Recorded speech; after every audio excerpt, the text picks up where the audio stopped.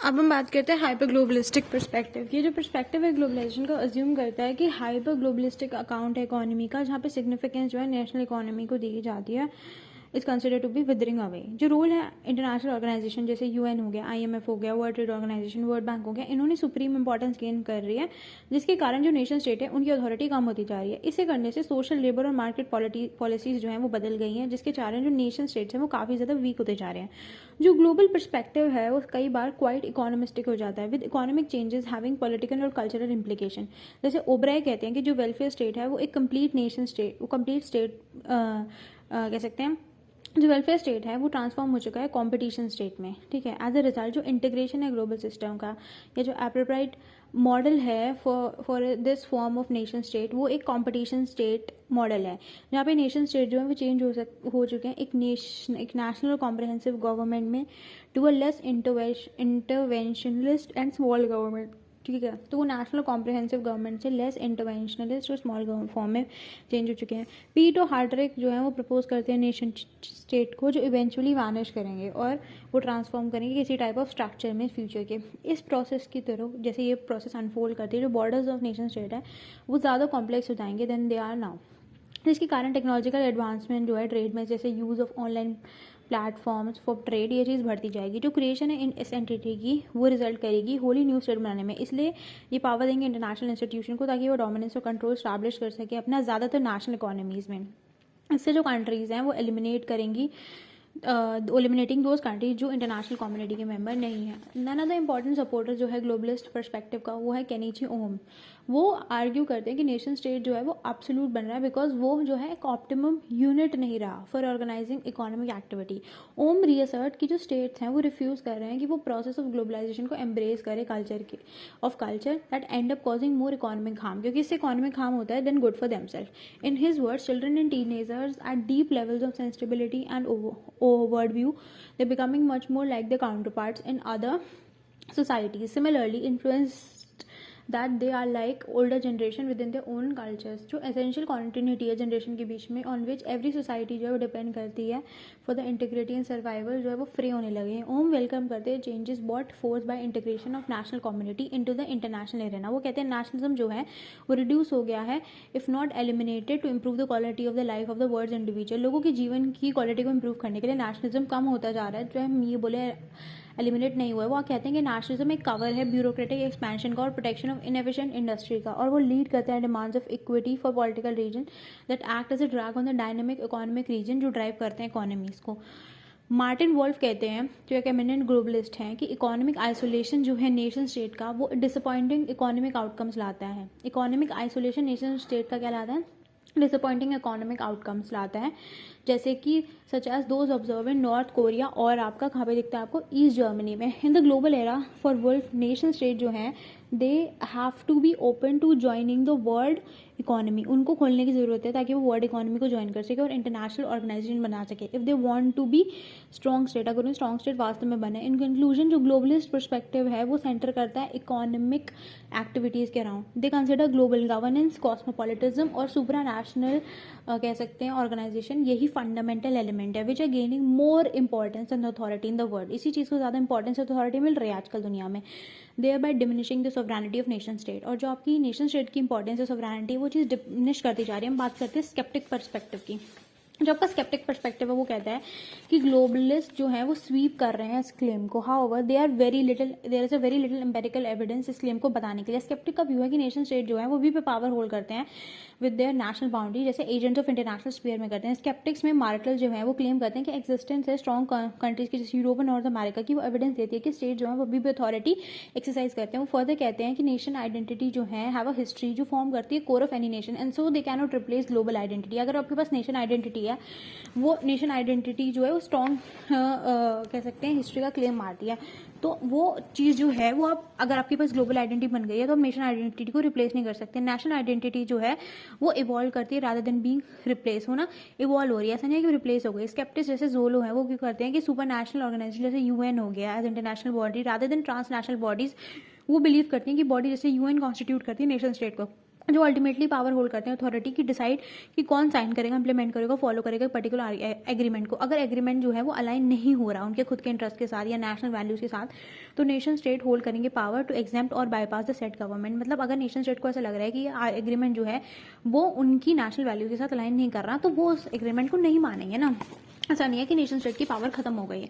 Cutlery जैसे brands हो गए आपके मैकडोनल्ड्स, ये ना ट्रांसनेशनल है सेंस में, however they are design to satisfy जो इंडिविजुअल्स की डिमांड है नेशनली। फॉर इंस्टांस इंडिया में जो अडेप्टेशन है अमेरिकन बिग मैक का, वो महाराजा मैक है। ये एविडेंस है कि किस तरीके से ट्रांसनेशनल कॉर्पोरेशन जो है वो अपने आप को नेशन स्टेट की स्ट्रक्चर्स को फिट करने के लिए मोल्ड करते जाते हैं। जैसे रॉबिन्स कहते हैं कि कुछ नेशन स्टेट जैसे फ्रांस और पार्ट्स ऑफ मिडिल ईस्ट में जहाँ पे लोग रेजिस्ट करते हैं कल्टिवेशन ऑफ अमेरिकन कल्चर को, वहाँ पे रिट्रीट टू फंडामेंटलिज्म और ग्रेट नेशनलिज्म जो है वो एक नोटवर्दी रिएक्शन देखने के लिए यूज होते हैं ग्लोबलाइजेशन में। जो स्केप्टिक्स हैं वो डबियस है हाइपर ग्लोबलिस्टिक क्लेम्स ऑफ होमोजाइजेशन पे, हाइब्रिडाइजेशन पे ऑफ कल्चर, बिकॉज वो बिलीव करते हैं कि ये जो सारे क्लेम्स हैं ये लेड करते हैं क्लैश ऑफ कल्चर्स में। One of the main framework propose by the sceptic school, जैसे कि वर्ड सिस्टम हो गया, थ्योरी ऑफ इमैनुअल वेनस्टाइन हो गया, वो असर्ट करता है कि कैपिटल वर्ड सिस्टम जो है वो कंटिन्यू होता है नेशन स्टेट के थ्रू, और जो नेशन स्टेट है वो एक बहुत ही इंपॉर्टेंट सेंट्रल रोल प्ले कर रहे हैं ग्लोब वर्ड की पॉलिटिक्स में। इन सम जो स्केप्टिक स्कूल आर्ग्यू करता है कि ग्लोबलाइजेशन एक नई प्रोसेस नहीं है बट एक constantly evolving form of internationalisation है।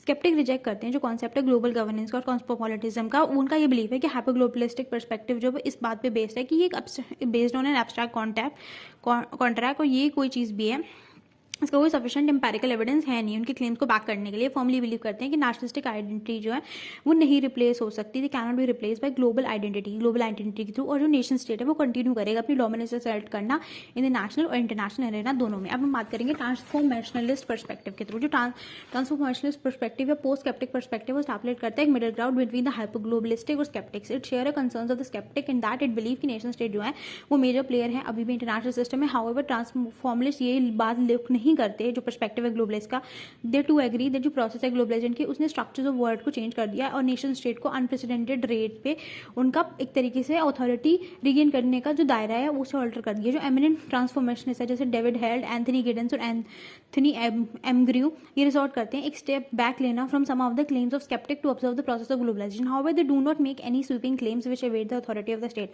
As it is evident in the hyper globalistic perspective. They apprise a global common problem का, जैसे environmental degradation, climate change, human right और ड्रग्स क्राइम डेवलपमेंट। वो कहता है ये क्रिएशन है ग्लोबल कॉमन इंस्टीट्यूशन की इन चैलेंजेस को टैकल करने के लिए। देयरफॉर इंटरनेशनल ऑर्गेनाइजेशन जैसे फोरम्स हो गए डिफरेंट स्टेट वो प्रेजेंट करते हैं रिफॉर्म जो जरूरी है कुछ कॉमन इश्यूज एंड इंटरेस्ट को मीट करने के लिए जो दुनिया को अफेक्ट करते हैं, जबकि नेशन स्टेट जो है उनके पास अल्टीमेट अथॉरिटी है प्लान्स को डिवाइड करने के लिए to put these international laws और other strategy into practice. David Held जो है वो नोटिस करते हैं कि जो स्ट्रक्चर है नेशन स्टेट का वो रीशेप हो रहा है इंस्टीट्यूशन जैसे ग्लोबल गवर्नेंस के थ्रू, इंटरनेशनल लॉज के थ्रू, सोशल मूवमेंट के थ्रू। सॉवरेनिटी है नेशन स्टेट की वो शेयर हो रही है डिफरेंट एजेंट्स के through. For health although territorial boundaries exist करती हैं और मेंटेन करती हैं इंपॉर्टेंस को, मनी फ्लोज हो गया या फिर इकोनॉमिक एक्टिविटी हो गया, make nation state more open to foreigners and investment. हम बात करेंगे ideal view comparative interpretation of the three perspective taking into account. जो तीन व्यू है मैं बिलीव करता हूँ जो आइडियल व्यू है वो है ट्रांसफॉर्मेशनल पर्सपेक्टिव। जो हाइपर ग्लोबलिस्टिक है वो फार रीचिंग स्टेटमेंट कहते हैं कि कंप्लीटली वो अथॉरिटी को डिनाई करते हैं, जबकि जो एब्सेंस है एम्पेरिकल एविडेंस का वो इस बात को सपोर्ट नहीं करता। ठीक है, दूसरा there exist evidence within the history which prove करता है कि नेशन स्टेट जो है वो भी मेजर प्लेयर है। For instance US led coordination of 49 country in order to evade the Iran in 2003 वो एक केम डिस्पाइट सैंक्शंस जो यूएन ने बनाए थे। The former UN secretary Kofi Annan declare expressively कि US led war in Iraq जो है वो इलीगल है। Another example include the Syrian crisis while almost most of the countries illustrated a supportive picture of intervening in Syria. Three national state Russia, China और Iran जो थे वो in endeavours के against थे। In addition the decision of various country to back out the international agreement या organisation जैसे US decision कि वो फॉर्मली विड्रू कर रहा है पैरिस क्लाइमेट चेंज एग्रीमेंट से 2017 में। In the case of Brexit where the UK existed from the European Union in 2020 वो फर्दर वेरीफाई करता है अथॉरिटी जो है नेशन स्टेट की वो पॉलिटिकल इकोनॉमिक कल्चर स्पेयर्स में जो है वो अच्छी खासी है टू रिमेन इम्पेयर। जो स्केप्टिक है दूसरे साथ में वो व्यू करते हैं कि जो प्रोसेस है ग्लोबलाइजेशन का वो एक ऑनगोइंग प्रोसेस है इंटरनेशनलाइजेशन की। The state centric approach completely distract the importance of globalisation there resulting in an unbalance theory. जो इंपैक्ट है ग्लोबलाइजेशन का वो एक्सपीरियंस होता है हर स्फीयर में, चाहे पॉलिटिकल इकोनॉमिक कल्चरल की ऐसी बात करो। जो ओपनिंग अप है इकोनॉमीज का वो एनहांस करा है फ्री मार्केट को, access to new culture, the spread of technology and innovation and overall increase in quality of life. वो प्रूव करता है कि जो इंपैक्ट ऑफ ग्लोबलाइजेशन है उस चीज को हम डिलाई नहीं करते। जबकि जो ट्रांसफॉर्मेशनल पर्सपेक्टिव है वो एक यूनिक और सोफिस्टिकेटेड एनालिसिस देता है दोनों व्यूज की।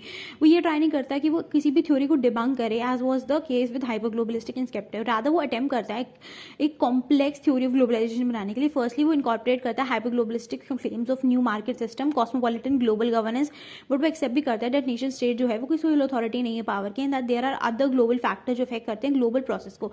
इन addition they also incorporate the sceptic claim that जो न्यू इकोनॉमिक ऑर्डर है वो मेनली सर्व करता है global north west disregarding the global south, thereby widening the gap and inequalities between the rich and poor. However, they also accept the effects of globalization in the world. Secondly, transformation assert करते हैं कि जो pattern of nation state है वो discern नहीं हो सकता global as से डिपेंडिंग ऑन द कॉन्टेक्स्ट. दोनों ग्लोबलिस्टिक, हाइपर ग्लोबलिस्टिक और स्केप्टिक व्यू जो है वो उन दोनों को अकोमोडेट किया. तीसरी बात, ये थ्योरी ओपन माइंडेड है इंटरप्रिटेशन ऑफ फ्यूचर में. There is no fixed outcome की फॉर्मुलेट करेगा इफेक्ट ऑफ ग्लोबलाइजेशन का. ये रिफ्रेन करता है फ्रॉम प्रेडिक्टिंग की रोल क्या है नेशन का in the future, because different trends जो है वो ऑब्जर्व किए जा सकते हैं और रेफरेंसेस जो है इम्पैक्ट ऑफ ग्लोबलाइजेशन के नेशन स्टेट पे वो फिक्स नहीं है जैसा ऑब्जर्व किया है. Conclusion, therefore from the arguments present in the paper it can be concluded that restructuring in the world politics as a result of globalization has resulted the creation of new supernational organization. However this does not mean the authority of nation state has vanished, rather than the role of nation state in the face of globalization constantly evolving. For this purpose, I believe the transformationist perspective seamlessly synthesizes the major elements from both perspective to produce a comprehensive, realistic and stable outlook which eliminate the extreme position from the two perspective and provide a holistic